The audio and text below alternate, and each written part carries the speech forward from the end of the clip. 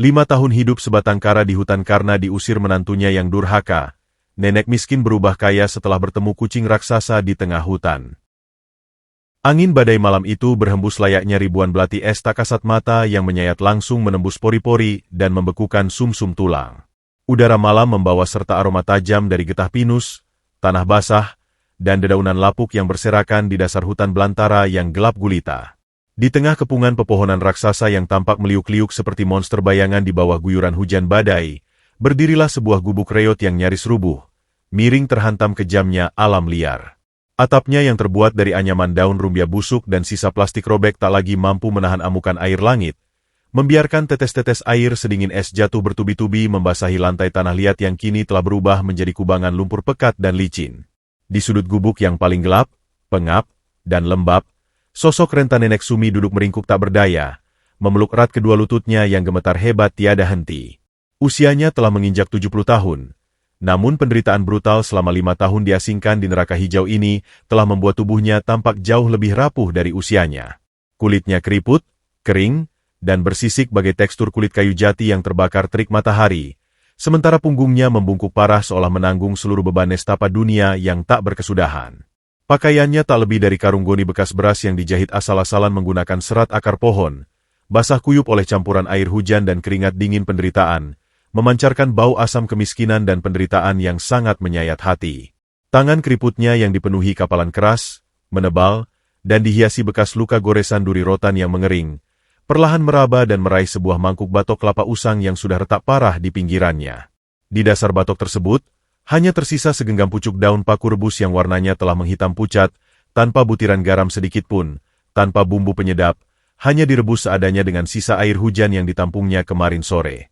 Ya Allah, Gusti Pangeran yang Maha Welas Asih, perih sekali rasanya lambung hamba ini, rintih Nenek Sumi dengan suara yang sangat parau, serak, dan bergetar hebat, mencoba memaksakan diri mengunyah dedaunan pahit itu dengan gusinya yang bengkak dan tak lagi bergigi. Pahit, sungguh pahit sekali rasanya daun ini.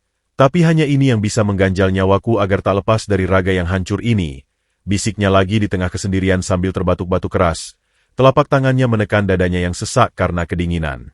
Rasa lapar yang menggila dan melilit perutnya seolah-olah sedang menggerogoti ususnya dari dalam, sebuah siksaan konstan yang telah menjadi sahabat karibnya selama 1800 hari terakhir hidup diasingkan. Ia menelan paksa makanan yang terasa tajam layaknya serutan kayu berduri di kerongkongannya itu, membiarkan air matanya yang hangat mengalir deras melewati celah-celah keriput dalam di pipinya, jatuh dan bercampur dengan genangan sisa air hujan di bibirnya yang pucat pasi, membiru, dan pecah-pecah berdarah. Di bawah kilatan cahaya petir menyilaukan yang menyambar-nyambar menerangi seisi gubuk dengan warna putih pucat mematikan, tangan renta yang terus bergetar itu merogoh pelan ke dalam lipatan karung goni di dadanya yang basah. Nenek Sumi menarik keluar sebuah benda tipis yang selama ini menjadi satu-satunya alasan dan kekuatan mengapa ia masih sudi bernapas hingga detik ini. Sebuah lembaran foto usang yang pinggirannya telah hangus terbakar dan menguning dimakan waktu, menampilkan senyum hangat dari wajah tampan seorang pemuda, almarhum anak laki-laki tunggalnya, Bima. Nenek Sumi mengusap permukaan kasar foto itu dengan kelembutan yang sangat memilukan, seolah-olah ia sangat ketakutan sentuhan kasarnya yang kapalan akan menyakiti bayangan sang anak yang berharga. Bima, anakku sayang, permata hati dan cahaya mata ibu. Panggilnya lirih dengan nada yang mengiris kalbu, bibirnya bergetar hebat menahan ledakan isak tangis yang tertahan menyakitkan di kerongkongannya. Ibu lapar sekali malam ini. Nak, apakah kau di surga sana bisa melihat ibumu yang kedinginan ini? Dulu, saat hujan badai turun seperti ini, kau selalu datang memakaikan ibu selimut wol yang tebal, menyeduhkan secangkir teh melati hangat untuk ibu. Tapi lihatlah ibu sekarang. Nak, ibu hanya punya pelukan dari badai malam yang membekukan tulang renta ini. Ia mencium foto usang itu berkali-kali tanpa henti, seakan-akan berusaha putus asa menghisap sisa-sisa kehangatan terakhir dari kenangan yang telah lama terkubur mati, membiarkan hatinya kembali hancur berkeping-keping dan berdarah-darah oleh kenyataan pahit yang terus-menerus mencabik kewarasannya. Setiap kali mata lamurnya menatap wajah tersenyum Bima, ingatan Nenek Sumi selalu ditarik paksa kembali pada malam jahanam 5 tahun yang lalu yang menghancurkan hidupnya. Malam di mana neraka dunia mulai menyiksanya, tepat 7 hari setelah kematian mendadak anaknya akibat kecelakaan. Suara melengking Siska, menantunya yang berhati iblis dan gila harta, kembali menggema keras memantul-mantul di dalam batok kepalanya, merobek gendang telinganya dengan tingkat kekejaman yang sama sekali tak termaafkan. Keluar kau dari rumahku sekarang juga, dasar bangkai hidup bungkuk. Tempatmu itu di tanah galian, jadi pupuk untuk cacing tanah. Jeritan kesetanan Siska seolah kembali mengiris memori batin Nenek Sumi. Teringat sangat jelas bagaimana wanita congkak berbaju sutra merah menyala itu menendang perut rentannya tanpa ampun sedikitpun. Jangan berani-berani kau bawa lalat kotor dan kuman penyakitmu mendekati ubin marmer mahalku ini. Dasar sampah najis. Sejak suamiku mati terkalang tanah, kau bukan siapa-siapa lagi di rumah mewah ini. Nenek Sumi menangis mengingat bagaimana tubuh tuanya terpental dan tersungkur ke atas aspal jalanan yang basah dan keras. Saat itu, ia hanya bisa memeluk lutut Siska dengan sangat putus asa, bahkan mencium ujung sepatu hak tinggi menantunya yang mahal sambil terisak hebat memohon belas kasih. Siska, nak, ampuni ibumu ini. Ini rumah peninggalan almarhum suamiku dan Bima, anakku darah dagingku. Kemana ibu yang tua renta, buta huruf, dan tak punya uang sepeser pun ini harus pergi malam-malam begini? Nak? Ratap Nenek Sumi kala itu, memohon dengan sisa-sisa harga diri yang telah hancur dan diinjak-injak menjadi debu. Ibu mohon padamu. Nak Siska, biarkan ibu tidur beralaskan kardus di teras luar saja, di pojok garasi yang gelap pun tak apa. Ibu bersumpah tidak akan pernah masuk dan mengotori lantai dalammu yang bersih. Tolong, jangan usir ibu ke jalanan. Nak. Pintanya dengan suara paro bernada keputusasaan absolut yang mampu menyayat hati siapapun yang mendengarnya. Namun sayangnya, bukannya belas kasihan manusiawi yang ia dapatkan, memori itu justru menorehkan luka yang jauh lebih dalam saat Siska merenggut kerah baju lusuhnya dengan kasar, lalu meludah penuh kebencian tepat di samping wajahnya yang sudah basah kuyup oleh air mata. Pergi kau membusuk ke hutan belantara sana. Mati saja dikoyak babi hutan. Dasar parasit. Beraninya kau menawar dan memohon padaku. Dengar baik-baik, telinga tulimu. Rumah besar ini, tanah warisan yang luas ini, dan semua tabungan Bima, semuanya adalah milikku seorang sekarang. Penjaga. Seret rongsokan bau tanah ini dan buang ke tengah hutan sejauh mungkin dari pandanganku. Perintah kejam yang diiringi tawa sinis itu adalah hal terakhir yang merobek hatinya sebelum dua pria tegap bayaran Siska menyeretnya dengan kasar layaknya menyeret bangkai binatang buruan, lalu membuangnya begitu saja ke dalam pusaran kegelapan hutan belantara yang buas dengan hanya berbekal baju tipis yang melekat di badan. Sejak malam laknat tersebut, statusnya sebagai seorang ibu yang terhormat dan pemilik sah dari seluruh harta keluarganya dirampas paksa secara zalim, mengubahnya secara instan menjadi hantu hidup yang sengaja dilupakan oleh kejamnya dunia, terpaksa bertahan hidup dengan menggali tanah mencari cacing dan memakan daun liar layaknya primata hina di dasar rantai makanan. Kini, Nenek Sumi kembali ditarik alam nyata saat suara guntur menggelegar membelah langit malam yang pekat. Ia merapatkan sisa karung goninya ke dada, mencoba mati-matian memblokir udara beku yang terus menusuk hingga ke sarafnya. Tidak ada satupun sumpah serapah, kutukan, atau dendam yang terucap dari bibirnya yang pucat pasi itu. Hanya ada kepasrahan absolut tingkat dewa yang menjadi satu-satunya pelindungnya dari ambang kegilaan. Biar saja, Gusti Pangeran, biar hamba yang menanggung semua rasa sakit yang tak terperi ini. Siska mungkin merampas rumah hamba yang hangat, merampas semua hak hamba, tapi sungguh ia tidak akan pernah bisa merampas cinta suci hamba pada MU dan pada anakku, Bima. Doanya bergetar pasrah di tengah deru badai yang mengamuk, sepasang matanya yang rabun dan berkaca-kaca menatap kosong menembus tirai hujan ke arah kegelapan hutan di luar gubuk. Entah besok pagi hamba masih diberi izin membuka mata, atau mati kaku membeku menjadi mayat di atas lumpur ini, hamba ikhlas dan ridho. Tapi hamba memohon hanya satu hal, berikanlah hamba setitik kekuatan besok pagi untuk melangkah mencari sesuap makanan, setidaknya agar raga ini bisa terus tegak untuk mendoakan almarhum anakku. Malam yang panjang dan menyiksa itu, Nenek Sumi akhirnya tertidur pingsan karena perut yang melilit dan tubuh yang menggigil parah, tak pernah menyadari bahwa roda takdir yang sangat besar, kuno, dan magis baru saja mulai berputar pelan di kedalaman hutan terlarang, bersiap menjemput karma pembalasan bagi mereka yang zalim, dan menganugerahkan mukjizat yang mengguncangkan dunia bagi sebuah jiwa yang merana dalam kesabaran tiada batas. Sinar matahari pagi yang pucat akhirnya berhasil menembus celah-celah dedaunan raksasa di hutan belantara, membawa sedikit kehangatan palsu bagi raga Nenek Sumi yang nyaris membeku menjadi bongkahan es semalaman. Perlahan, kelopak matanya yang bengkak dan dipenuhi kotoran mata terbuka, menyambut pagi ke 1801 di neraka hijau ini. Perutnya tidak lagi sekadar melilit, melainkan terasa seperti ditusuk-tusuk oleh belasan pisau berkarat yang diputar tanpa ampun dari dalam lambungnya. Rasa lapar yang sangat ekstrim ini memaksanya untuk merangkak keluar dari gubuk reotnya, membiarkan lutut rentannya yang bergetar hebat tenggelam dalam lumpur sisa badai semalam. Dengan jari jemari keriput yang kulitnya mengelupas dan bernanah akibat tusukan duri liar, ia mengais-ngais pangkal pohon pinus lapuk yang lembab, mencari jamur kuping liar berukuran kecil yang tumbuh bersembunyi di balik lumut. Setiap kali ia membungkuk, tulang punggungnya berderak ngilu, seakan menjerit memohon istirahat, sementara keringat dingin sebesar biji jagung terus mengucur deras dari dahi keriputnya yang kotor. Hanya bermodalkan keranjang bambu kecil yang anyamannya sudah jebol di sana-sini, Nenek Sumi berhasil mengumpulkan segenggam jamur hutan yang kotor oleh tanah basah. Semoga hari ini ada warga desa yang berbaik hati menukar jamur ini dengan segenggam beras aking yang sudah bau apek pun tak apa. Gumamnya dengan suara serak yang nyaris tak terdengar, tenggorokannya sekering padang pasir. Ia mengikat erat sisa karung goni basahnya yang bau asam agar tak melorot dari tubuh kurus keringnya, lalu mulai menyeret langkah kakinya yang tak beralas menuju tepian desa. Perjalanan turun dari bukit hutan menuju tepian desa adalah sebuah siksaan jalan salib yang mematikan bagi wanita berusia 70 tahun itu.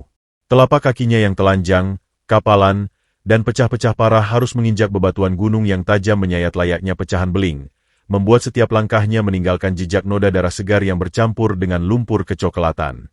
Namun, rasa sakit yang merobek daging di telapak kakinya itu tidak sebanding dengan antisipasi menakutkan yang menyiksa batinnya. Ia sangat ketakutan akan bertemu dengan masa lalunya. Setibanya di pertigaan jalan desa yang mulai beraspal, aroma sedap dari bawang goreng dan kaldu ayam dari warung-warung kecil langsung menyergap penciumannya, membuat air liurnya menetes tanpa bisa ditahan dan lambungnya menjerit semakin brutal. Desa ini telah berubah jauh lebih mewah sejak 5 tahun lalu, dengan rumah-rumah beton kokoh yang berdiri angkuh menggantikan gubuk-gubuk kayu peninggalan masa lalu. Nenek Sumi berjalan menunduk dalam-dalam, menyembunyikan wajahnya di balik sehelai daun pisang robek yang ia jadikan payung seadanya, berharap tubuh lusuhnya yang memancarkan bau tak sedap ini bisa menjadi transparan dan tak disadari oleh siapapun. Ia hanya ingin menuju ke pasar kecil di ujung jalan, menukar jamurnya dalam diam, lalu segera menghilang kembali ke pelukan hutan yang mengasingkannya.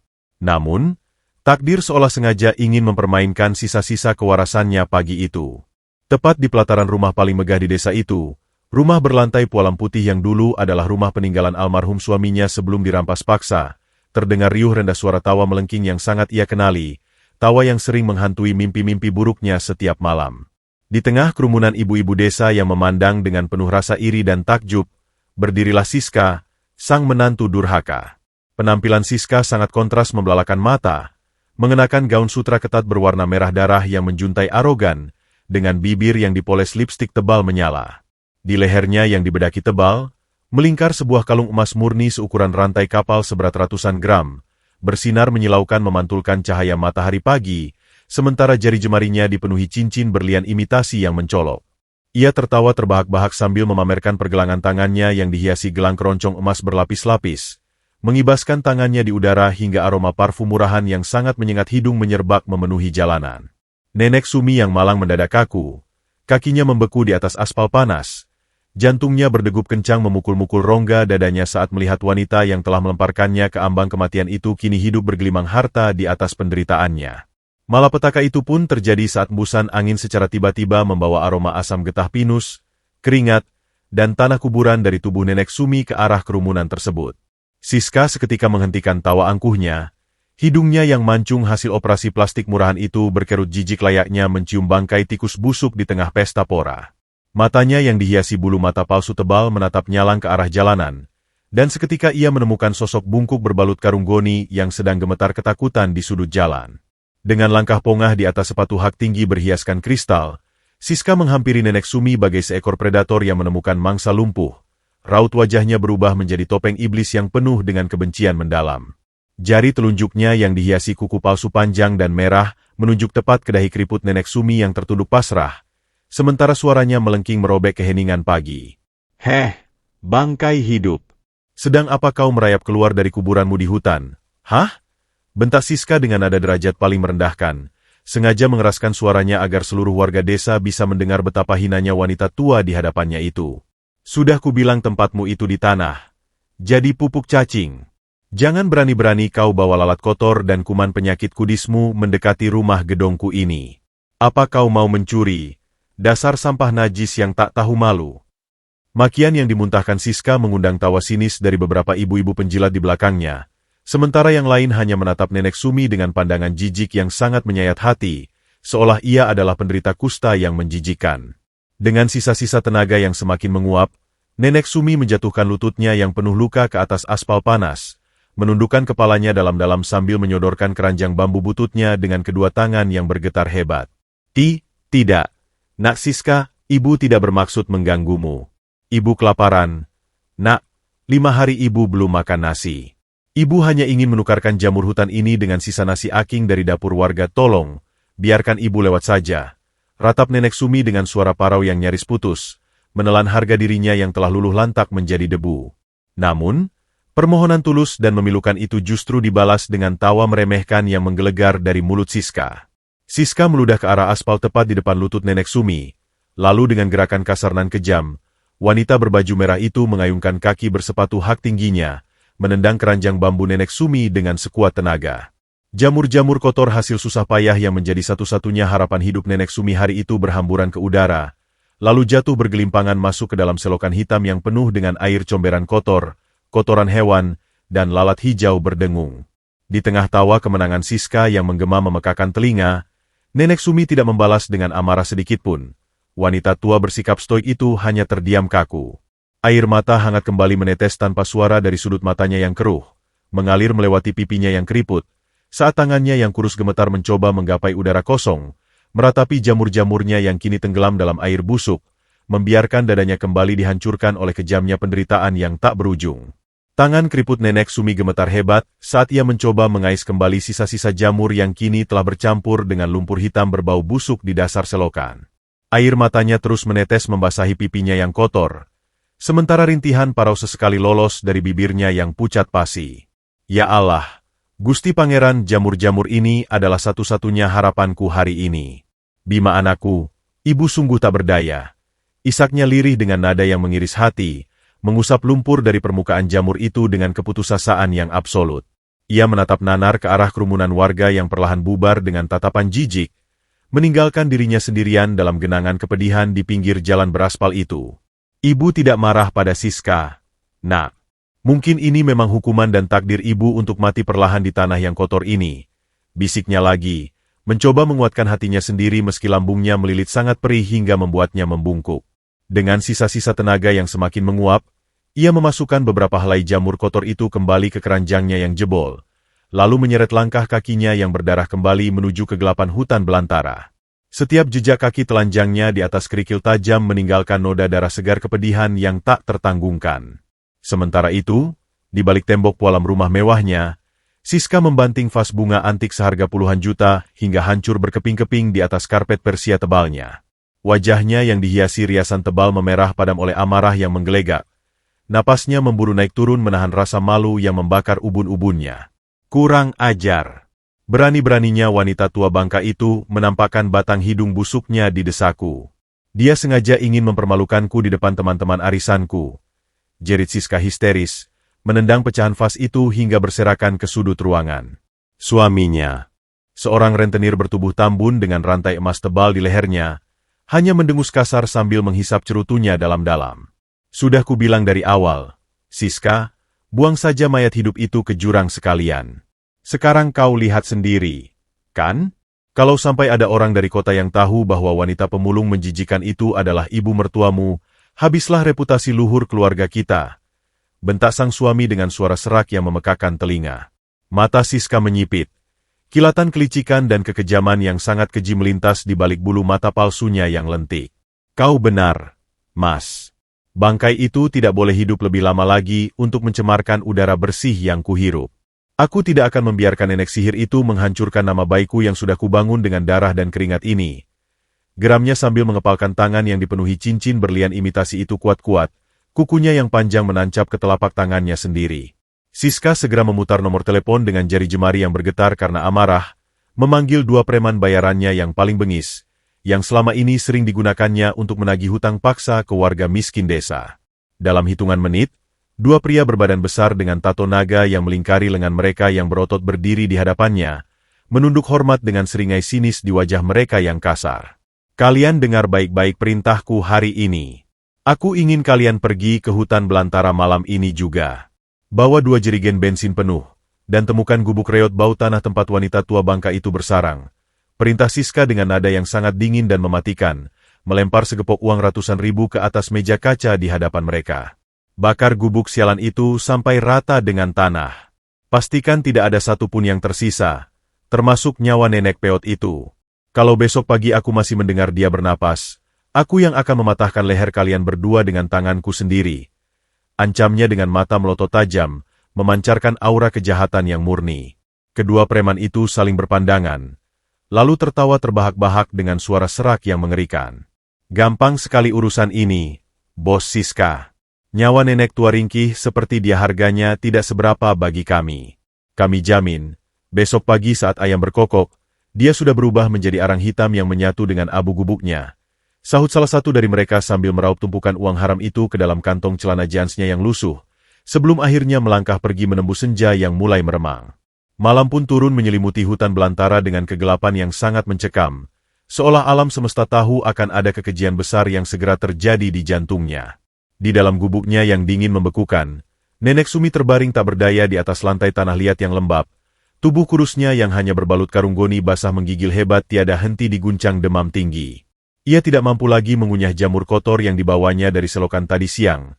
Lambungnya telah menolak keras segala jenis makanan yang tidak layak cerna. Gusti Pangeran, sakit sekali rasanya dada hamba ini. Apakah malam badai ini adalah akhir dari penderitaan panjang hamba di dunia?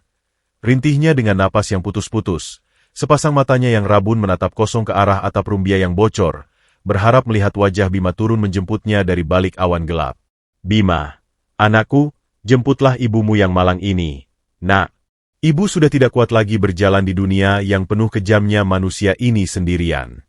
Ibu rindu kehangatan pelukanmu. Nak, isaknya memilukan, memeluk foto usang anaknya kuat-kuat di atas dadanya yang rata, membiarkan sisa-sisa kesadarannya perlahan memudar ke dalam pelukan kepasrahan absolut. Ia sama sekali tidak menyadari suara derak ranting kering yang patah diinjak sepatu but kasar, dan bau menyengat dari bahan bakar bensin yang mulai merembes masuk dengan cepat dari celah-celah dinding anyaman bambu gubuknya. Di luar gubuk yang sunyi, dua bayangan hitam besar mengendap-endap dengan seringai iblis tercetak jelas di wajah mereka yang buas. Mereka mengguyur seluruh bagian dinding gubuk yang rapuh itu dengan cairan bensin hingga tumpah ruah, sengaja menyiramkannya lebat hingga membasahi bagian pintu yang terbuat dari pelepah kelapa kering. Selamat jalan ke neraka, Nenek Peot. Anggap saja kehangatan api ini sebagai selimut malammu yang terakhir dari bos kami. Bisik salah satu preman itu dengan nada kejam berbisik pada angin malam, lalu menyalakan sebuah batang korek api kayu. Tanpa keraguan sedikit pun di hatinya yang menghitam, ia melemparkan korek api menyala itu melayang menembus udara pekat, mendarat tepat ke arah genangan bensin di depan pintu. Rasakan ini, dasar sampah masyarakat. Teriak temannya memecah keheningan sambil tertawa kegirangan layaknya setan. Dalam sekejap mata, suara letupan keras menggelegar memecah keheningan hutan. Api neraka berkobar seketika dengan sangat buas, menjilat rakus ke dinding bambu kering dan atap rumbia, menciptakan lidah-lidah api raksasa berwarna merah jingga yang menerangi kegelapan hutan malam dengan cahaya yang mematikan. Asap hitam pekat bergulung-gulung tebal, langsung menyusup kejam masuk ke dalam paru-paru Nenek Sumi yang tersentak bangun terbatuk-batuk oleh hawa panas yang tiba-tiba memanggang kulit keriputnya. Ya Allah! Api! Ya Allah! Tolong hambamu! Jerit Nenek Sumi sangat panik dengan suara seraknya yang menyayat hati, berusaha merangkak bangun dengan lututnya yang gemetar dan melepuh. Tolong! Siapapun di luar sana, tolong ibu! Namun, teriakannya hanya disambut oleh tawa keji yang semakin menjauh menghilang di tengah hutan, meninggalkan wanita renta itu terjebak sendirian dalam kepungan kobaran api yang siap melahap nyawa dan sisa-sisa harga dirinya menjadi abu yang berterbangan di udara malam. Hawa panas yang brutal merobek seluruh persediaan oksigen di dalam gubuk sempit itu, menggantikannya dengan asap hitam pekat beracun yang menggulung-gulung mencekik leher. Lidah-lidah api berwarna merah jingga menyala buas, menari-nari dengan rakus melahap dinding anyaman bambu kering yang langsung hancur menjadi serpihan abu arang yang berterbangan di udara. Di atas lantai tanah liat yang kini terasa mendidih, Nenek Sumi merangkak terseret-seret dengan susah payah. Kulit tangannya melepuh kemerahan tersambar percikan api yang berjatuhan dari atap rumbia yang mulai runtuh. Tolong hamba, Gusti Pangeran. Panas, panas sekali. Apakah hamba harus mati terpanggang di neraka dunia ini? Jerit Nenek Sumi dengan suara serak yang nyaris putus. Air matanya langsung menguap begitu menyentuh pipinya yang memerah akibat suhu yang menyengat tulang. Ia terbatuk-batuk hebat memuntahkan dahak bercampur abu. Pandangannya mulai menggelap dan berputar-putar. Tepat ketika sebatang kayu penyangga atap yang terbakar hebat berderak patah dan meluncur jatuh mengincar tubuh bungkuknya, sebuah gebrakan keras menghancurkan sisa pintu pelepah kelapa di depan sana. Di balik tirai asap yang membutakan mata, muncullah sesosok bayangan pemuda berbahu bidang yang menerjang masuk tanpa keraguan sedikitpun, mengabaikan jilatan api yang mulai membakar ujung celana kain lusuhnya. Pemuda itu adalah Banyu, si pencari kayu bakar yang wajahnya selalu cemong oleh noda arang, namun memiliki hati sebening embun pagi yang belum tersentuh dosa. Matanya yang tajam membelalak ngeri melihat tubuh renta Nenek Sumi yang terjepit di antara kepungan api yang mengamuk. Nenek! Nenek Sumi! Bertahanlah, Nek! Banyu datang! Jangan tutup mata Nenek! Banyu mohon! Teriak suara bariton Banyu yang bergetar penuh kepanikan, menggemakan ketulusan absolut yang mampu membelah suara gemuruh si jago merah. Tanpa mempedulikan nyawanya sendiri, Banyu menendang balok kayu berapi yang menghalangi jalannya, membiarkan telapak kakinya yang hanya beralaskan sandal jepit tipis melepuh terbakar. Ia merengkuh bahu kurus Nenek Sumi yang bergetar hebat, menarik wanita tua itu ke dalam pelukan dadanya yang basah oleh keringat dan air hujan. Tinggalkan ibu, Nak Banyu. Biarkan ibu mati terbakar di sini bersama penderitaan ibu. Ratap Nenek Sumi meronta lemah, berusaha mendorong dada bidang Banyu dengan sisa-sisa tenaganya yang nyaris habis. Kayu-kayu di atas ini sudah mau runtuh. Kau masih muda. Kau akan ikut mati berkalang tanah kalau terus memeluk tubuh bau penyakit ini. Pergi, Nak, selamatkan dirimu. Biarkan api ini menelan tubuh renta yang sudah tidak berguna ini. Tangisnya pecah mengiris hati. Tak sanggup melihat pemuda sebaik Banyu harus mengorbankan nyawa demi dirinya yang tak berharga. Namun, genggaman tangan Banyu yang kasar penuh kapalan justru semakin erat memeluk tubuh Nenek Sumi. Matanya memerah menahan asap dan air mata yang menggenang. Tidak akan pernah, Nek.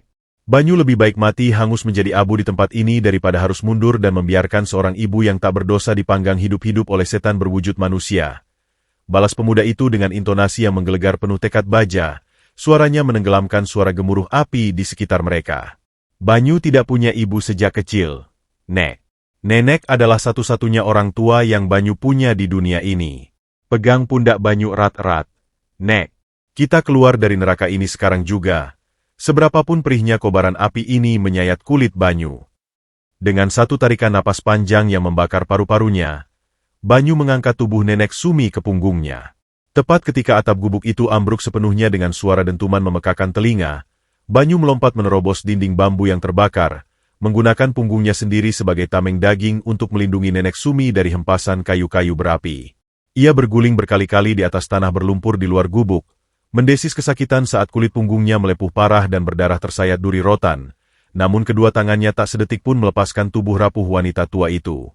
Di luar sana, badai hujan tampaknya belum sudi berbaik hati. Derasnya air langit yang sedingin es langsung mengguyur tubuh mereka yang masih mengepulkan asap, menciptakan kontras yang menyiksa antara luka bakar yang melepuh perih dan udara beku yang menusuk tulang. Gubuk reot Nenek Sumi kini telah sepenuhnya rata dengan tanah, menyisakan puing-puing kayu hitam yang mendesis berasap di bawah guyuran hujan. Nenek Sumi tergeletak lemas di pangkuan Banyu, memegangi kaki kanannya yang melepuh merah dan berdarah karena tertimpa bara api. Lihatlah, Nak Banyu, lihatlah nasib ibu yang malang ini, isak Nenek Sumi parau, bibirnya membiru bergetar karena kedinginan yang ekstrim. Rumah ibu yang megah dirampas, harga diri ibu diinjak-injak, dan kini, satu-satunya gubuk tempat ibu berlindung dari angin malam pun dibakar habis oleh menantu ibu sendiri. Kenapa Tuhan begitu kejam pada wanita tua ini? Nah, dosa besar apa yang ibu lakukan di masa lalu, hingga harus menebusnya dengan siksaan seberat ini? Nenek Sumi memukul-mukul dadanya sendiri yang sesak, mencurahkan segala keputusasaan yang telah menumpuk menggunung selama 5 tahun terakhir.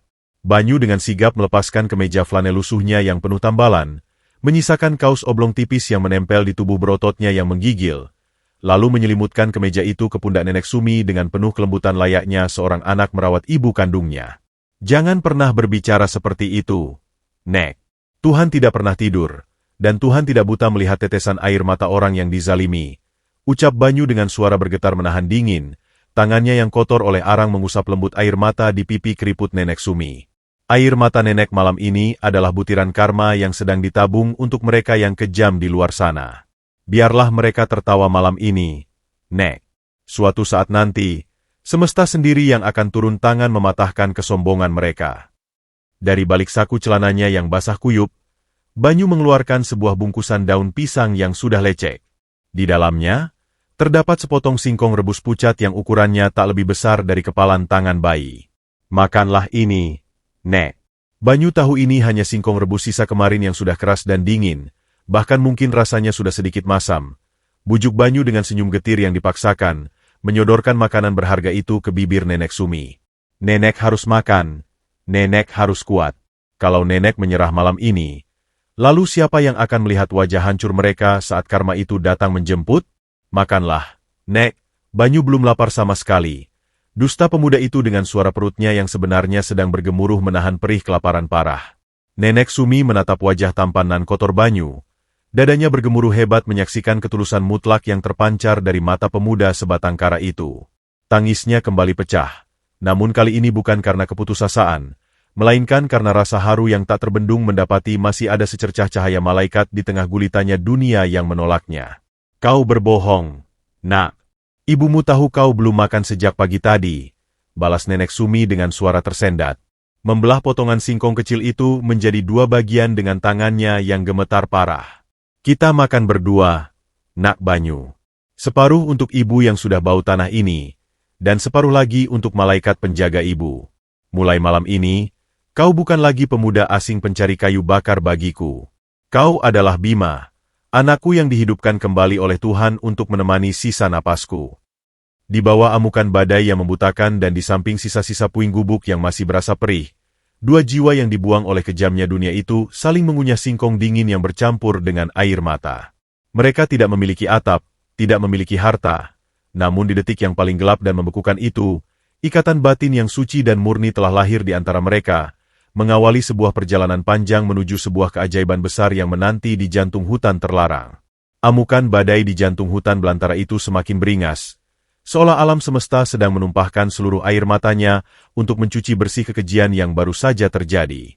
Di bawah guyuran hujan es yang mematikan, Banyu melangkah gontai dengan sisa-sisa tenaga gaib yang entah dari mana asalnya, menyeret telapak kakinya yang melepuh dan berdarah menembus lumpur pekat sedalam betis.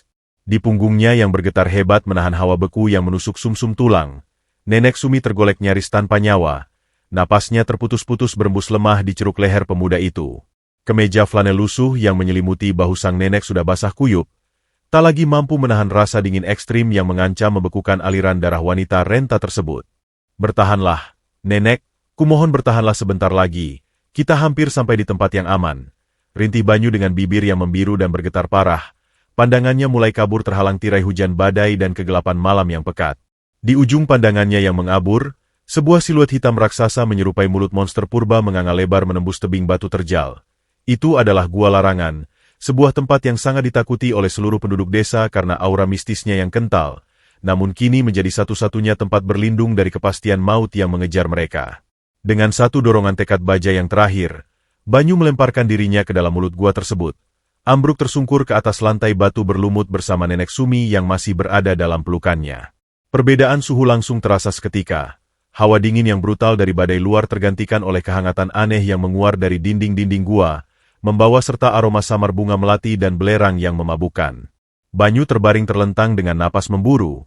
Dadanya naik turun dengan kasar saat ia berusaha mati-matian mengisi paru-parunya yang terbakar dengan oksigen.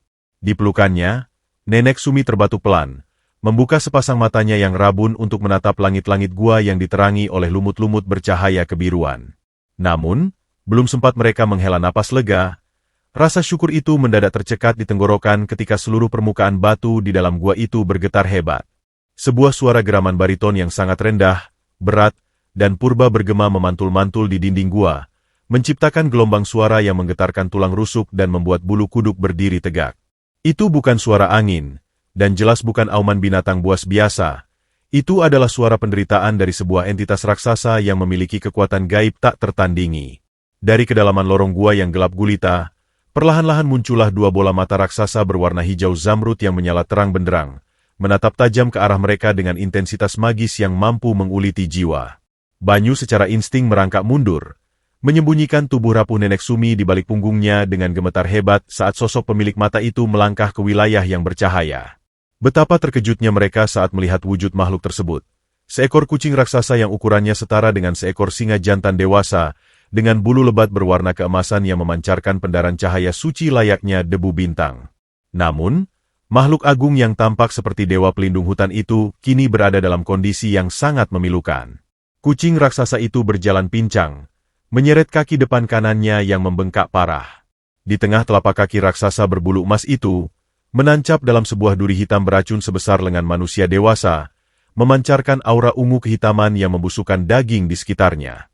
Nanah hitam menetes pelan dari luka tersebut, membuat sang makhluk mendesis kesakitan. Matanya yang tajam memancarkan kepedihan absolut yang secara magis langsung menyentuh relung hati Nenek Sumi. Menyaksikan penderitaan makhluk raksasa itu, insting ketakutan Nenek Sumi entah bagaimana menguap begitu saja, digantikan oleh gelombang simpati dan kasih sayang keibuan yang sangat murni. Mengabaikan larangan Banyu yang berteriak tertahan dengan suara serak memintanya untuk tidak mendekat, wanita bungkuk berbalut karung goni basah itu merangkak pelan mendekati sang raksasa. Gusti Pangeran, makhluk seindah ini sedang kesakitan yang amat sangat. Ibu mengerti rasanya ditinggalkan dalam penderitaan tanpa ada yang sudi menolong. Bisik Nenek Sumi dengan suara parau yang penuh kelembutan. Tak ada sedikitpun keraguan di matanya saat ia menyentuhkan tangan kasarnya yang kapalan ke bulu emas sang makhluk. Kucing raksasa itu menghentikan geramannya. Matanya yang sebesar piring membesar, seolah tertegun merasakan ketulusan absolut dari sentuhan keriput yang tidak memancarkan niat buruk sedikitpun. Dengan sisa-sisa tenaga dan mengabaikan rasa jijik atau bahaya kematian, Nenek Sumi menundukkan wajahnya, mendekatkan bibirnya yang pucat dan gemetar ke arah luka bernanah yang memancarkan bau busuk mematikan itu. Tanpa berpikir panjang demi menyelamatkan sang makhluk ajaib, Nenek Sumi menghisap luka beracun itu dengan mulutnya sendiri, menarik keluar cairan racun hitam pekat yang terasa seperti cairan timah mendidih yang membakar lidah dan kerongkongannya. Rasa sakit yang maha dahsyat langsung merobek saraf-saraf di wajah Nenek Sumi saat racun gaib itu menyentuh bibirnya. Namun wanita berhati malaikat itu menolak untuk berhenti. Ia memuntahkan darah hitam pekat ke lantai batu, lalu kembali menghisap luka itu berkali-kali hingga duri hitam raksasa itu melonggar dan akhirnya berhasil dicabutnya dengan kedua tangan yang bergetar hebat. Sudah bersih sekarang, makhluk manis, bisik Nenek Sumi dengan napas yang terputus-putus. Bibirnya melepuh hitam dan darah segar mengalir dari sudut mulutnya sebelum akhirnya tubuh rentanya ambruk tak sadarkan diri di atas lantai dingin. Kewarasannya terenggut oleh efek sisa racun yang mematikan. Banyu menjerit histeris menerjang maju, menangisi tubuh sang nenek yang kini kaku memucat. Namun, di saat detik-detik kematian seakan telah menjemput Nenek Sumi, sebuah mukjizat kuno akhirnya terbangun. Kucing raksasa yang kini terbebas dari siksaan mematikan itu menundukkan kepala raksasanya, menatap wajah keriput Nenek Sumi dengan sorot mata zamrud yang memancarkan rasa terima kasih tiada tara. Perlahan, ia menyentuhkan hidung raksasanya yang hangat ke dahi Nenek Sumi. Dalam sekejap mata, pendaran cahaya keemasan yang sangat menyilaukan meledak dari tubuh sang makhluk, membungkus tubuh ringkih Nenek Sumi dan Banyu dalam sebuah kepompong energi magis yang hangat, menandai dimulainya keajaiban pembalasan dendam yang akan mengguncangkan dunia mereka selamanya. Keajaiban yang terjadi di dalam gua larangan itu bukanlah sekadar fata morgana atau ilusi dari otak yang sekarat, melainkan sebuah manifestasi murni dari kekuatan karma alam yang telah lama tertidur. Pendaran cahaya keemasan yang meledak dari bulu lebat Manggala, sang kucing raksasa, perlahan-lahan meredup namun tidak menghilang, berubah menjadi butiran-butiran debu bintang yang melayang lembut memenuhi seisi ruangan gua yang luas. Cahaya itu merayap pelan, seolah memiliki kesadaran sendiri, membungkus setiap inci tubuh Nenek Sumi yang masih terbaring kaku. Di bawah pengamatan Banyu yang terpaku dengan mulut ternganga dan jantung yang berdegup kencang, sebuah transformasi biologis yang mustahil mulai terjadi secara dramatis.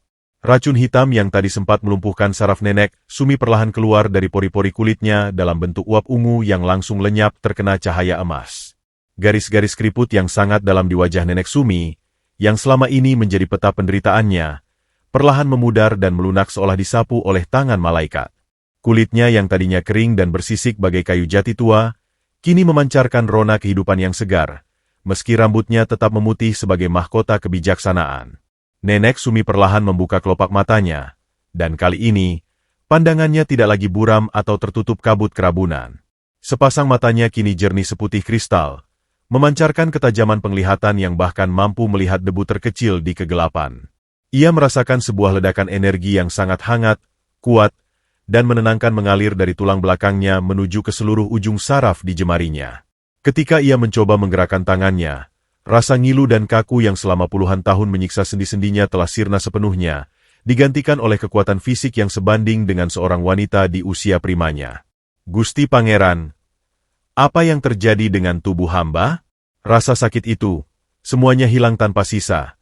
Bisik Nenek Sumi dengan suara yang tidak lagi parau atau pecah, melainkan terdengar berwibawa, jernih, dan tenang bagai aliran air pegunungan yang suci. Ia bangkit berdiri dengan gerakan yang sangat ringan dan tegak, seolah-olah beban ribuan ton yang selama ini menekan punggung bungkuknya telah diangkat oleh kekuatan gaib. Banyu yang menyaksikan hal itu hanya bisa jatuh terduduk. Air matanya mengalir deras karena rasa haru dan takjub yang luar biasa.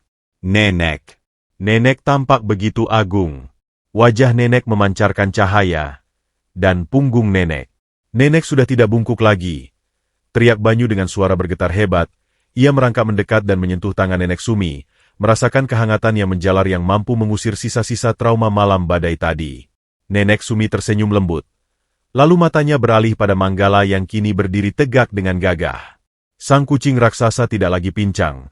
Kakinya yang terluka telah sembuh total tanpa bekas luka sedikit pun. Manggala mendekat, lalu dengan gerakan penuh hormat yang sangat manusiawi, ia menundukkan kepala raksasanya di depan kaki Nenek Sumi, mengeluarkan suara dengkuran rendah yang menggetarkan seluruh lantai gua, seolah-olah ia sedang bersumpah setia untuk menjadi pelindung abadi bagi wanita berhati emas tersebut.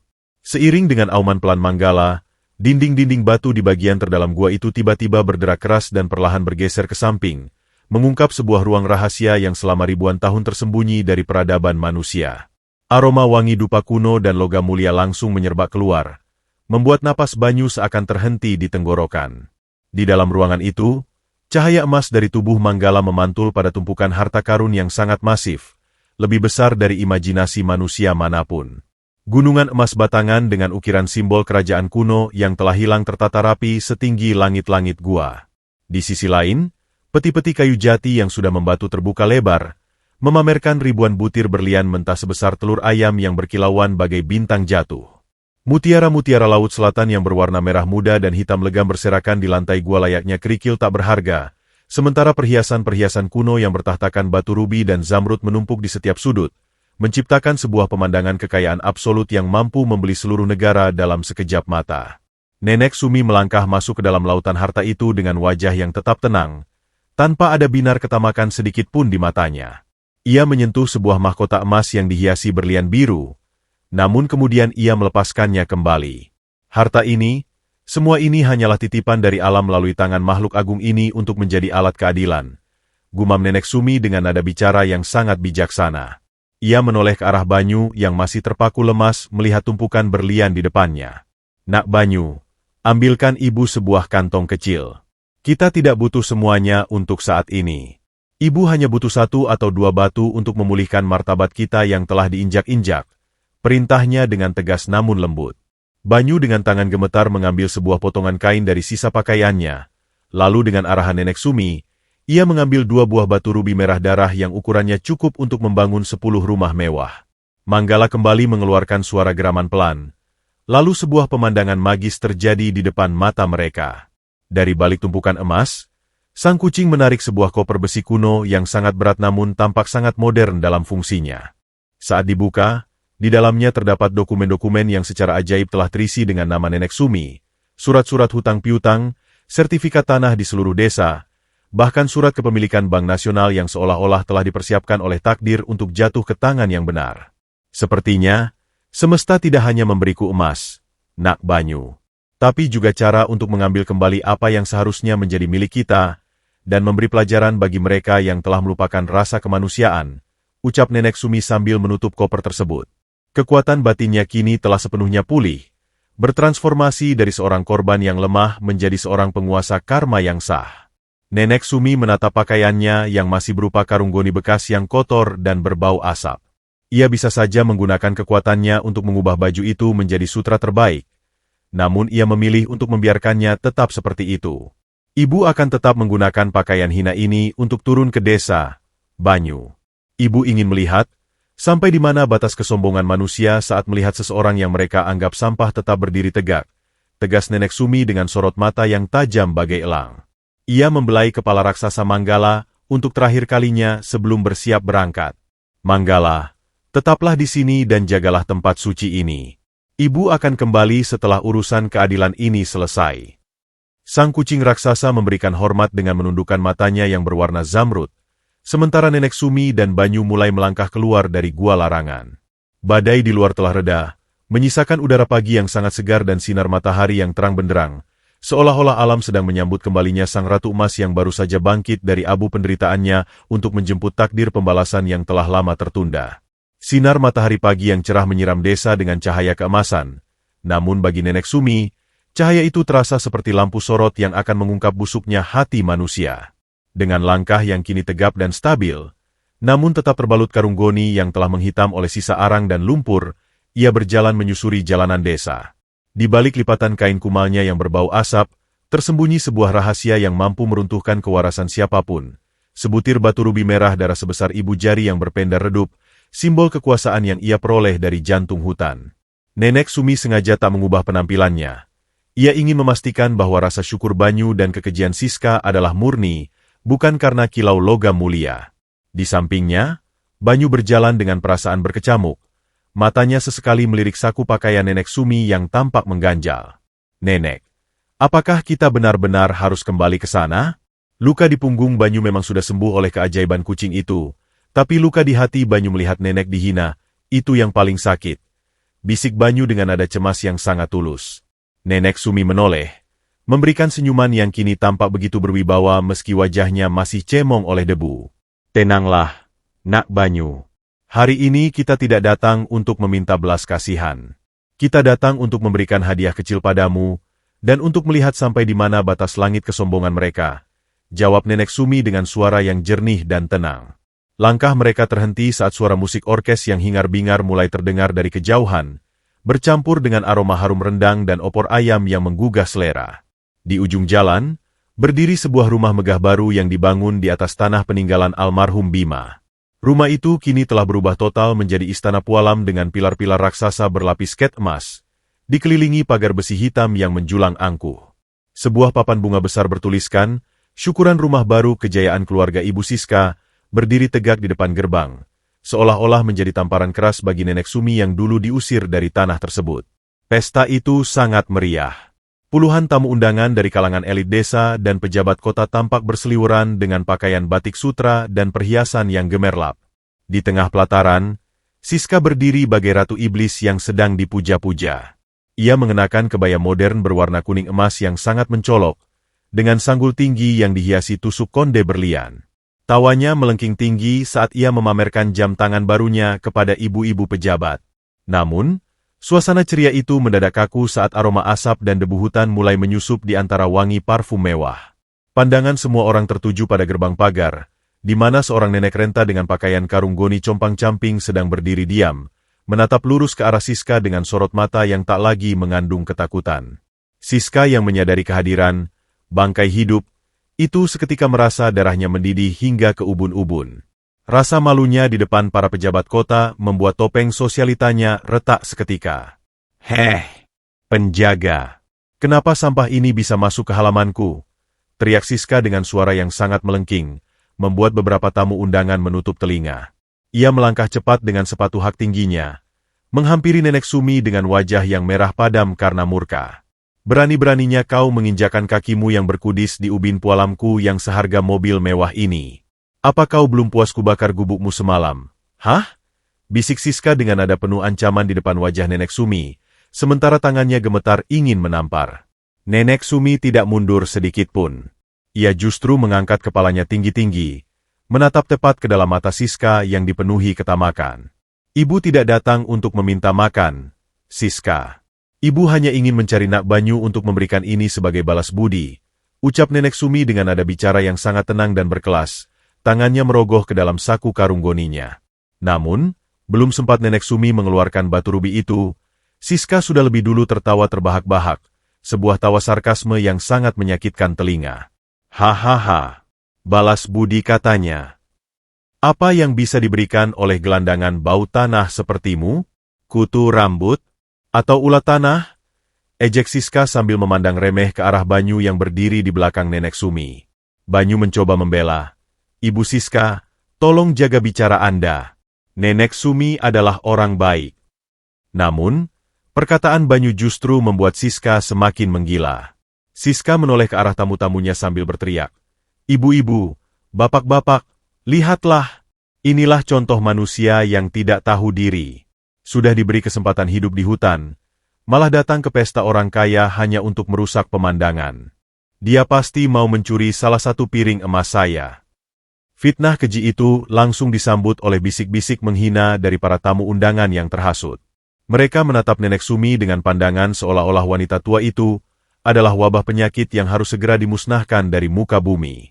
Nenek Sumi hanya menghela napas panjang.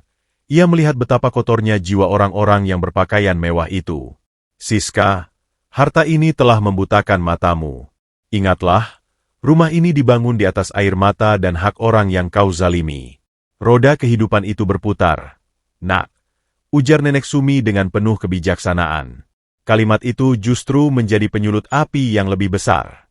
Siska merampas gelas minuman dari tangan seorang pelayan, lalu tanpa peringatan, ia menyiramkan air jeruk dingin itu tepat ke wajah Nenek Sumi.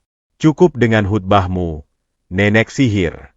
Sekarang, pergi dari sini sebelum kupanggil polisi untuk menyeretmu ke penjara atas tuduhan pencurian dan perbuatan tidak menyenangkan. Geram Siska sambil menunjuk ke arah jalanan dengan jari yang bergetar. Nenek Sumi berdiri diam dengan air jeruk yang menetes dari dagunya, namun matanya tetap tajam, menyimpan kilat karma yang siap meledak di bab berikutnya. Sensasi lengket dan dingin dari es air jeruk yang membasahi wajah keriput Nenek Sumi terasa seperti ribuan jarum kecil yang menusuk langsung ke dasar harga dirinya. Bulir-bulir air manis bercampur dengan debu hitam sisa arang kebakaran semalam, menetes perlahan melewati lekuk-lekuk pipinya yang renta, jatuh membekas membasahi karung goni kumalnya yang berbau asap. Namun, tak ada sedikitpun gurat ketakutan, kepanikan, atau amarah meledak di mata jernih wanita tersebut. Nenek Sumi berdiri tegak laksana tebing karang yang tak goyah dihantam ombak badai paling buas sekalipun, menelan bulat-bulat penghinaan yang disaksikan oleh puluhan pasang mata elit desa. Tawa melengking Siska menggelegar membelah udara pagi, diikuti oleh riuh rendah cemoohan dan bisik-bisik menghina dari para tamu undangan yang memakai gaun sutra dan perhiasan berkilau menyilaukan. Mereka menutup hidung dengan sapu tangan berenda mahal, memandang Nenek Sumi seolah ia adalah tumpukan limbah beracun yang merusak estetika pesta pualam miliaran rupiah tersebut. Siska, dengan mata yang membelalak liar dipenuhi arogansi absolut dan mabuk kekuasaan, merasa kemenangannya belum paripurna. Ia melangkah maju, memangkas jarak hingga aroma parfum mawar sintetiknya yang sangat menyengat hidung menabrak bau keringat dan lumpur dari tubuh Nenek Sumi. Kau pikir diamu yang sok suci itu membuatmu terlihat mulia di mataku, dasar penyihir tua penjilat tanah, desis Siska dengan urat-urat leher yang menonjol keluar, melampiaskan seluruh kebencian hitam yang mengakar kuat di jiwa kotornya. Tanpa memberikan peringatan sedetik pun, kedua tangan Siska yang dipenuhi cincin berlian imitasi tajam itu mendorong dada kerempeng Nenek Sumi dengan kekuatan penuh kebencian. Tubuh ringkih yang sebenarnya baru saja pulih oleh sihir penyembuhan Manggala itu bisa saja bertahan tegak, namun Nenek Sumi memilih untuk melepaskan pertahanannya, membiarkan tubuhnya terjerembab keras ke belakang demi melihat sampai di mana batas kekejian menantunya. Ia jatuh terpelanting menabrak genangan lumpur pekat sisa hujan badai semalam yang berada tepat di perbatasan antara jalanan aspal kotor dan halaman pualam putih bersih. Suara debu keras terdengar saat punggung Nenek Sumi menghantam tepian selokan, membuat napasnya tercekat menyakitkan, dan mengotori wajahnya dengan cipratan lumpur kecoklatan.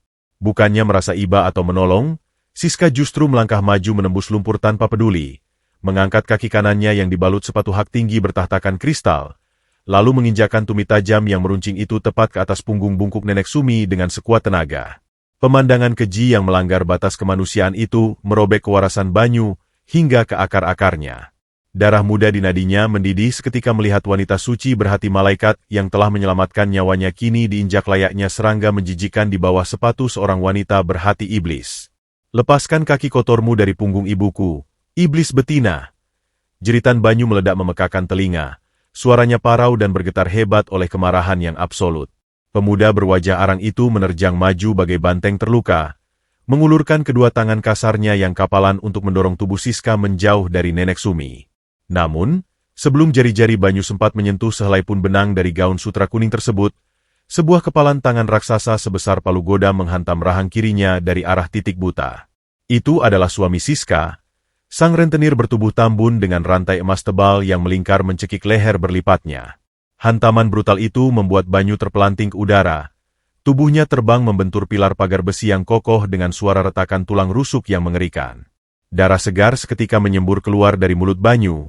Namun siksaan fisik itu belumlah usai.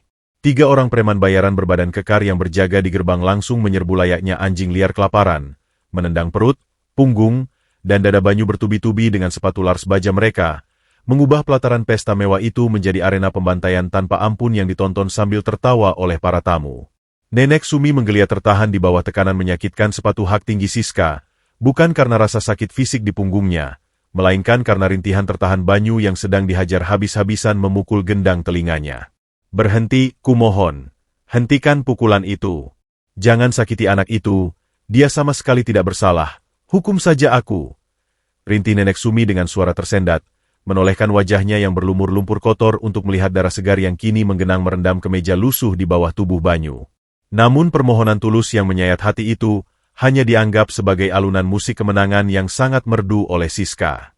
Wanita beringas itu justru tertawa semakin menggila, menoleh ke arah barisan pelayan catering yang sedang membersihkan piring-piring kotor di sudut halaman. "Heh, babu, bawa ember cucian piring terjelek itu kemari sekarang juga. Bangkai hidup bau tanah ini butuh dimandikan agar kuman kudisnya tidak mencemari udara bersihku," perintah Siska dengan nada kejam yang menggema ke penjuru desa. Sang pelayan yang gemetar ketakutan terpaksa menyeret sebuah ember plastik besar berisi air keruh sisa cucian piring, penuh dengan sisa kuah opor basi yang berlemak, tulang-tulang ayam sisa kunyahan, dan busa sabun yang menghitam. Dengan satu tendangan brutal dari kakinya yang lain, Siska menggulingkan ember raksasa itu. Air kotor yang sangat menjijikan dan berbau amis menyengat itu mengguyur deras membasahi sekujur tubuh Nenek Sumi, menenggelamkan kepalanya dalam lumpur dan sisa makanan, menandai puncak penghinaan tingkat tertinggi yang bisa dialami oleh seorang ibu di dunia ini. Di tengah kepungan tawa iblis dari ratusan tamu dan bau busuk air cucian yang menempel pekat di tubuhnya, tangan keriput Nenek Sumi perlahan meremas batu rubi merah darah yang masih tersembunyi aman di balik karung goninya. Batu magis kuno itu berdenyut hangat, merespons detak jantung sang nenek yang kini mulai berubah haluan dari kepasrahan seorang korban menjadi ketegasan absolut seorang pemegang takdir. Ia menatap Banyu yang kini terkapar tak berdaya dengan mata bengkak menyipit dan napas putus-putus bergelembung darah. Air mata Nenek Sumi akhirnya jatuh membelah lumpur di pipinya. Bukan lagi air mata kesedihan atau keputusasaan, melainkan air mata suci yang bertindak sebagai pemanggil karma. Tiba-tiba, tanpa ada pertanda awan mendung sebelumnya, angin yang tadinya berhembus sepau-sepau mendadak berhenti total secara aneh. Udara di pelataran rumah megah itu seketika menjadi sangat sesak, berat, dan mencekik paru-paru para tamu. Langit siang yang tadinya biru cerah seketika diselimuti oleh gumpalan awan hitam pekat yang menggulung-gulung liar dengan kecepatan tak wajar, menelan habis sinar matahari dan menyisakan kegelapan yang mencekam nyali. Alam semesta telah mendengar tangisan darah dari bumi, dan waktu untuk memutar balik roda kehidupan dengan cara yang paling brutal akhirnya telah tiba. Hening yang menyusul setelah kegelapan mendadak itu terasa jauh lebih menyiksa daripada makian paling kasar sekalipun.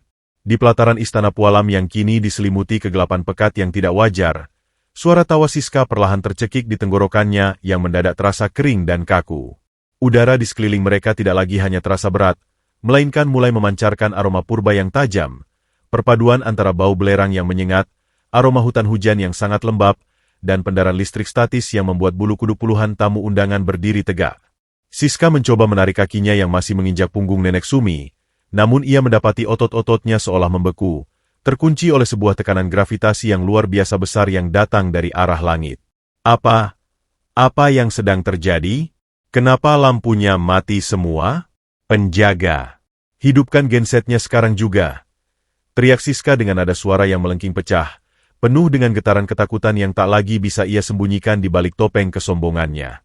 Namun, tak ada satupun penjaga yang menjawab. Mereka semua jatuh berlutut, terengah-engah seolah-olah ada tangan raksasa tak kasat mata yang sedang meremas paru-paru mereka tanpa ampun. Di tengah kesunyian yang mencekam itu, sebuah suara muncul dari kedalaman kegelapan hutan yang berbatasan langsung dengan tembok belakang rumah mewah tersebut. Itu bukan suara guntur, melainkan sebuah geraman rendah yang sangat berat, bergetar di frekuensi yang mampu menggetarkan fondasi bangunan Pualam dan memecahkan gelas-gelas kristal di meja prasmanan hingga berkeping-keping. Gerul. Suara itu merayap di atas tanah, mengirimkan gelombang kejut yang membuat air cucian piring kotor di sekujur tubuh Nenek Sumi mendidih sesaat sebelum menguap menjadi asap putih yang bersih. Nenek Sumi, yang masih terbaring di lumpur, perlahan mengangkat wajahnya. Ia tidak lagi melihat Siska atau para tamu yang ketakutan, melainkan menatap lurus ke arah kegelapan di mana dua bola mata raksasa berwarna hijau zamrud mulai menyala terang benderang bagai dua lampu suar di tengah laut lepas. Dia sudah datang, Siska. Dia datang untuk menagih janji alam yang kau hianati. Bisik Nenek Sumi dengan suara yang jernih dan tenang, sebuah suara yang entah bagaimana bisa terdengar sangat jelas di telinga semua orang meskipun ia hanya berbisik pelan. Ledakan cahaya keemasan secara tiba-tiba menghantam tengah-tengah halaman pesta tersebut. Dari balik kegelapan, sebuah wujud raksasa melompat dengan keanggunan yang mematikan, mendarat tepat di antara tubuh Nenek Sumi dan kerumunan tamu yang terpaku. Dum! Bumi seolah bergetar hebat saat keempat kaki raksasa berbulu emas milik Manggala menghantam lantai Pualam, menciptakan retakan-retakan besar yang merambat menghancurkan ubin mahal milik Siska. Wujud Manggala yang setinggi singa dewasa namun dengan otot-otot yang jauh lebih masif dan pendaran cahaya suci di sekujur tubuhnya, membuat puluhan tamu undangan menjerit histeris. Mereka berlarian tunggang langgang, saling injak, dan jatuh tersungkur demi menjauhi makhluk mitos yang seharusnya hanya ada dalam dongeng pengantar tidur. Monster! Ada monster raksasa! Tolong, selamatkan kami! Teriak tamu-tamu elit itu sambil membuang perhiasan dan tas bermerek mereka agar bisa lari lebih cepat. Namun langkah mereka tertahan oleh aura magis yang memagari seluruh area rumah tersebut. Manggala mengeluarkan auman yang sangat dahsyat, sebuah suara yang mampu merobek langit dan memaksa awan hitam di atas mereka memutar membentuk pusaran raksasa. Aum! Getaran suara itu begitu kuat hingga membuat Siska terlempar ke belakang, berguling-guling di atas tumpahan makanan kotornya sendiri, hingga gaun sutra kuning mahalnya robek dan berlumuran lemak opor. Suami Siska yang tambun mencoba mengeluarkan pistol dari balik jasnya, namun dengan satu tatapan tajam dari mata Zamrud Manggala, senjata api itu mendadak membara panas dan meleleh di tangannya, membuat sang rentenir menjerit kesakitan sambil memegangi tangannya yang melepuh. Manggala kemudian mendekati Banyu yang tergeletak bersimbah darah. Makhluk agung itu menjilat luka-luka di wajah Banyu dengan lidahnya yang kasar namun hangat. Seketika, keajaiban terjadi, memar di wajah Banyu mengempis. Tulang rusuknya yang retak menyambung kembali dengan suara derak yang jernih, dan pemuda itu pun terduduk tegak dengan tenaga yang berkali-kali lipat lebih kuat dari sebelumnya. Nenek! Manggala, kau benar-benar datang, ucap Banyu dengan napas tersengal, menatap sang kucing raksasa dengan penuh rasa takjub. Manggala memberikan respon dengan sebuah dengkuran lembut yang menenangkan. Lalu makhluk itu berbalik menghadap Siska yang kini sedang merangkak gemetar di atas tanah, mencoba bersembunyi di balik pilar Pualam yang kini sudah retak. Manggala melangkah pelan. Setiap langkahnya mengeluarkan bunyi dentuman logam berat. Di mulutnya yang penuh taring tajam, ia membawa sebuah koper besi kuno, koper yang sama yang mereka temukan di dalam gua larangan. Dengan gerakan kepala yang angkuh, Manggala menjatuhkan koper itu tepat di depan wajah Siska yang pucat pasi bagai mayat. Koper itu terbuka secara otomatis, memuntahkan tumpukan berlian mentah, emas batangan, dan lembaran-lembaran surat dokumen yang langsung terbang tertiup angin magis, menempel di setiap pilar rumah seolah-olah sedang menyegel bangunan tersebut. Siska menatap tumpukan harta itu dengan mata yang membelalak liar. Rasa takutnya sesaat terkalahkan oleh ketamakan yang sudah mendarah daging. Emas batangan? Berlian sebesar ini? Dari mana nenek tua itu mendapatkan semua ini? Gumam Siska dengan tangan gemetar mencoba meraih satu butir berlian biru yang terjatuh di lumpur. Namun, sebelum ujung jarinya sempat menyentuh batu mulia itu, Nenek Sumi berdiri dengan perlahan. Ajaibnya, meskipun ia baru saja disiram air cucian piring, tubuhnya kini benar-benar kering dan bersih. Bahkan karung goninya kini memancarkan pendaran cahaya perak yang sangat elegan.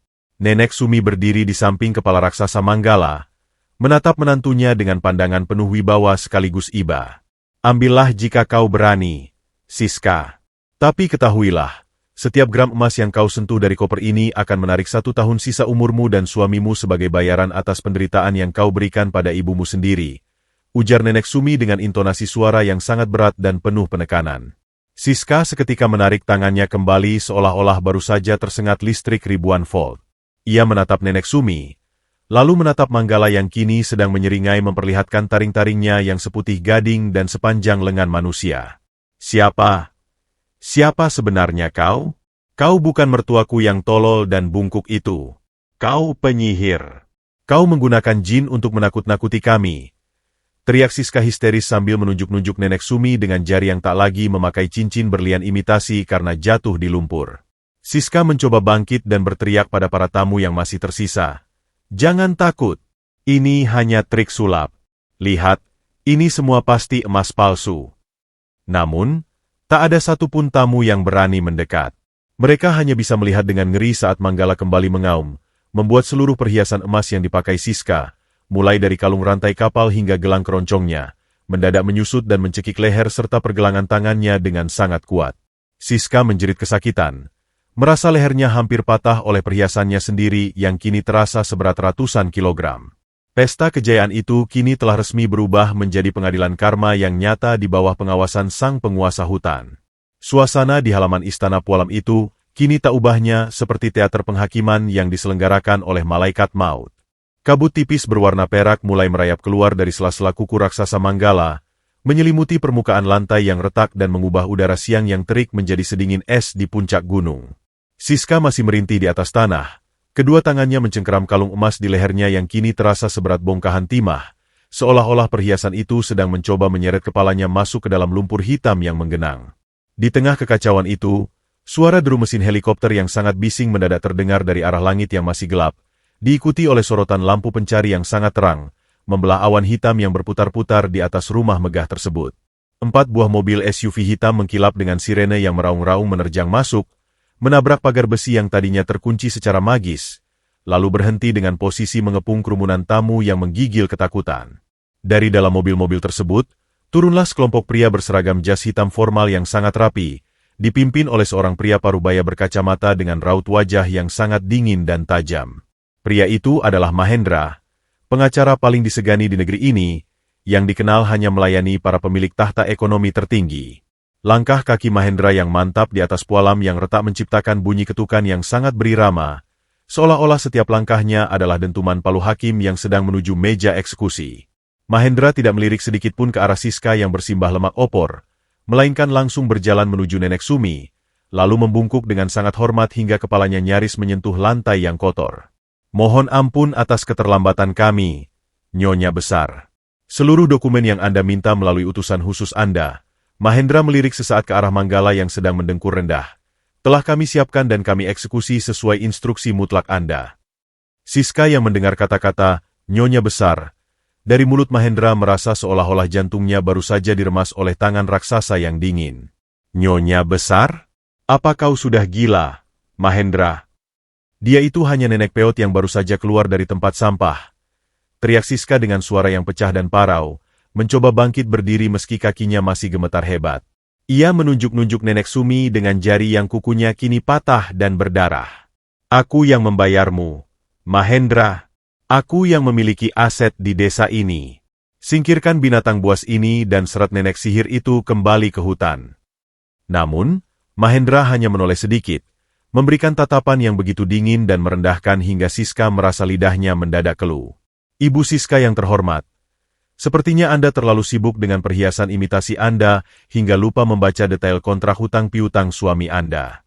Seluruh rumah ini, tanah seluas 10 hektar di desa ini, bahkan seluruh tabungan yang Anda banggakan, telah berpindah tangan menjadi jaminan atas hutang macet senilai 500 miliar rupiah yang baru saja dibeli secara tunai oleh klien saya, Nyonya Sumi, ucap Mahendra dengan nada suara yang datar namun mematikan. Nenek Sumi perlahan melangkah maju. Bayangannya memanjang di atas lantai Pualam yang kini tampak kusam. Ia mengambil salah satu lembaran dokumen dari koper besi yang dijatuhkan Manggala, lalu melemparkannya tepat ke wajah Siska yang terpaku. Kau mencuri rumah ini dari keringat anakku, Bima. Kau pikir dengan membakar gubukku. Namun, tidak ada satupun pasang mata yang meneteskan air mata iba untuk wanita berhati iblis itu. Ratusan warga desa yang tadinya takut dan tunduk pada kekuasaan tiran Siska, kini berkerumun di balik pagar besi yang rubuh, membentuk sebuah barikade manusia yang menatap dengan sorot mata penuh kepuasan akan rasa keadilan yang terbayar lunas. Saat Siska dan suaminya dilemparkan seperti sekarung sampah ke jalanan aspal yang kasar dan berbatu, warga desa mulai menyuarakan kembali makian-makian keji yang dulu pernah dimuntahkan Siska kepada Nenek Sumi dan orang-orang miskin lainnya. Silakan rasakan aspal panas itu, Nyonya sombong. Katanya tempat orang miskin itu di tanah menjadi pupuk cacing? Sekarang merayaplah dan jadilah cacing itu sendiri. Teriak salah seorang ibu yang dulu lapaknya pernah digusur paksa oleh Siska. Siska mencoba menutup telinganya dengan telapak tangan yang gemetar dan berdarah. Namun gema kutukan warga itu menembus tajam merobek relung kewarasannya. Ia dipaksa berjalan merangkak layaknya binatang buas yang lumpuh. Lutut dan telapak kakinya bergesekan dengan kerikil tajam, hingga kulitnya mengelupas parah dan meninggalkan jejak darah segar di sepanjang aspal menuju perbatasan desa. Hawa dingin dari arah hutan belantara, tempat yang dulu ia gunakan untuk membuang dan menyiksa mertuanya, kini menyambutnya dengan desiran angin yang berbau kematian dan putus asa. Dalam hitungan jam menembus kegelapan pohon pinus, kewarasan Siska benar-benar runtuh seutuhnya. Ia mulai tertawa melengking memecah kesunyian, berbicara sendiri dengan batu-batu, mengais-ngais tanah berlumpur mencari berlian ilusi, berubah menjadi gelandangan gila yang dikutuk semesta untuk menghabiskan sisa umurnya di neraka hijau yang pernah ia ciptakan untuk orang lain. Di sisi lain kontras yang sangat menyilaukan mata dan menghangatkan dada, kedamaian surgawi kini turun menyelimuti kehidupan Nenek Sumi dan Banyu. Di dalam ruang tamu utama rumah Pualam yang kini telah dibersihkan secara magis oleh sisa-sisa debu bintang Manggala, Nenek Sumi duduk di atas kursi kebesaran berukir kayu jati asli. Penampilannya tak lagi menggunakan karung goni kumal yang berbau asap. Ia kini mengenakan kebaya bludru mewah berwarna hijau zamrud yang sangat elegan, dengan selendang sutra bersulam benang emas yang melingkari bahu rentanya. Wajah keriputnya memancarkan cahaya kebijaksanaan dan aura kekuasaan yang sangat murni. Tidak ada sedikit pun dendam kotor yang tersisa di matanya yang jernih seputih kristal. Hanya ada rasa syukur tiada tara kepada Sang Pencipta alam semesta yang telah memutar balik roda nasibnya. Di hadapannya, berdirilah Banyu, pemuda sebatang kara berwajah cemong yang dulu rela menembus kobaran api membara demi menyelamatkannya. Banyu kini telah bertransformasi sepenuhnya. Rambutnya disisir rapi memancarkan pesona tampan yang tersembunyi. Tubuh berototnya dibalut oleh setelan jas desainer custom berwarna biru dongker yang memancarkan karisma seorang eksekutif muda, lengkap dengan sepasang sepatu pantofel kulit mengkilap yang secara permanen menggantikan sandal jepitnya yang melepuh. Air mata hangat mengalir deras tak terbendung membasahi pipi Banyu saat ia secara perlahan menjatuhkan diri, berlutut di depan Nenek Sumi, mencium punggung tangan wanita tua itu dengan kelembutan absolut layaknya menyentuh porselen paling berharga di dunia. Nenek. Banyu masih merasa ini semua seperti mimpi indah yang takut Banyu bangunkan. Banyu hanya seorang pencari kayu miskin yang bau arang.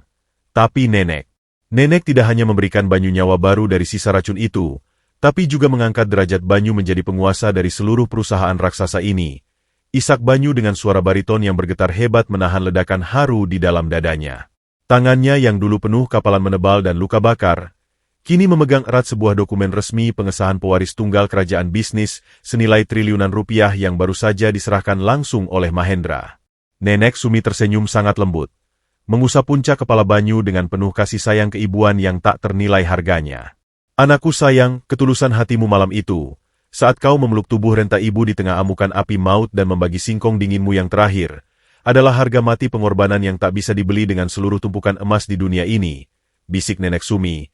Suaranya mengalir layaknya mata air pegunungan suci yang menyejukkan relung jiwa. Dunia yang kejam ini selalu menilai manusia dari sampulnya yang kotor dan bajunya yang lusuh. Tapi alam semesta selalu menggunakan mata ketulusan untuk melihat isi hati yang bercahaya. Pergunakanlah kekuasaan tak terbatas dan harta ini untuk membangun panti asuhan, rumah sakit gratis untuk orang miskin, dan jadilah pelindung abadi bagi mereka yang tak bersuara, agar roda kehidupan ini selalu berputar membawa berkah, bukan kutukan kesombongan. Dari balik jendela kaca raksasa yang menghadap langsung ke arah perbukitan hutan belantara di kejauhan, Nenek Sumi menatap penuh arti ke arah siluet raksasa Manggala, sang kucing ajaib penjaga harga diri, yang sedang berdiri gagah perkasa di puncak bukit batu padas. Bulu keemasannya memantulkan cahaya matahari pagi yang cerah menyilaukan, sementara sepasang mata zamrudnya berkedip pelan satu kali, mengirimkan salam perpisahan magis dan janji kesetiaan abadi dari kejauhan sebelum akhirnya wujud suci itu perlahan memudar menyatu dengan kabut awan pagi. Nenek Sumi menghela napas panjang, membiarkan kedamaian absolut merasuk ke dalam setiap sel darah di tubuhnya yang kini tak lagi bungkuk. Keadilan telah ditegakkan dengan cara yang paling puitis dan brutal, membuktikan bahwa karma alam semesta tidak pernah salah alamat dan air mata penderitaan orang yang dizalimi adalah senjata gaib paling mematikan yang sanggup meruntuhkan istana kesombongan manapun hingga rata dengan tanah. Dengan tangan Banyu yang menggenggam erat telapak tangannya untuk menyongsong hari esok, Nenek Sumi melangkah menuju lembaran baru kehidupannya yang gemilang, bukan lagi sebagai korban lemah yang merana diinjak sepatu hak tinggi, melainkan sebagai Ratu Emas yang bijaksana, yang hidup untuk mengingatkan dunia bahwa roda takdir akan selalu melindas hancur mereka yang lupa daratan, dan mengangkat tinggi ke angkasa mereka yang setia menanamkan benih kebaikan di tanah penderitaan.